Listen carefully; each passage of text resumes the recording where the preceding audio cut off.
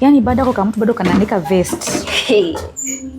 Inyala Katunge, ulikuwa unafanya nini baada hizo masaa zote? Si nimetoka Looptop nilikuwa naanika nguo. Katunge 3 vests za Ryan. Unaanika 3 hours. So vest moja unachukua 1 hour kuanika vest moja. Hiyo ingine 1 hour, hiyo ingine 1 hour. So 3 hours vest 3. Agugwa nazibeza ningangoja huyu msichana wa hapa chini atoe nguo zao ndio zilikuwa zishakauka ndio nianike za mtoto. Wacha nikwambie. Umesikia? Sonja wa usiku si amepatia bibi yake ateka mbolo. Unadhani hiyo mbolo anashinda amekaa pale nje akitema mate ni ya nani? Ni ya Sonja.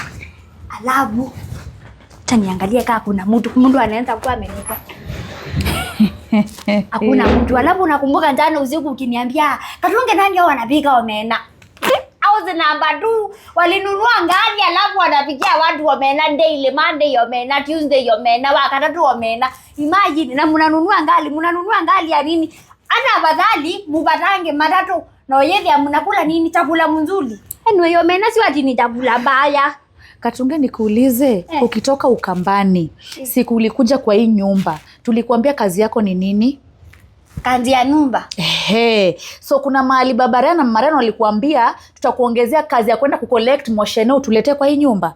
Hapana. Ushaiona mimi nikikana wa mama kwa hii ploti? Hapana. Ushaona nikiassociate na any jirani kwa hii ploti? Kwanza umenikumbusha wa mama. Unaona ule mama wa ile nyumba yako na yenye uonangi mtu akifungua ati alikuwa anasema ati unajinganga ati uzalimiangi watu hata ukipata watu kwa stairs. Inyala ya ni si salamu tu ni ya Mungu, si uzalimia maneimba. Unajua siku moja utawahitaji na unaona sasa uko na mbol. Utahitaji wa mama. Mimi nikamwambia anyway msikuange mnasema mbosi wangu atiasalimiangi watu. Saa ingine akwangi ni moons. Saa hapo nikakutetea wakaona mimi ni mkali. Katunge unaniumisha kichwa.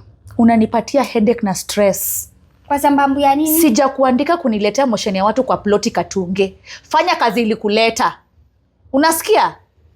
Saizi wa mama nikuze Katunge. Saizi maneno ikianza kutokea kwa ploti saa hii. Ukujue hapa hivi kwa mlango, upigwe. Sasa na wananipingia nini na nini nilikuwa nasikiza. Mimi umesikia mahali nimesema kitu. Mimi kitu nimesema ni saa zingine ukwangi kwa moons.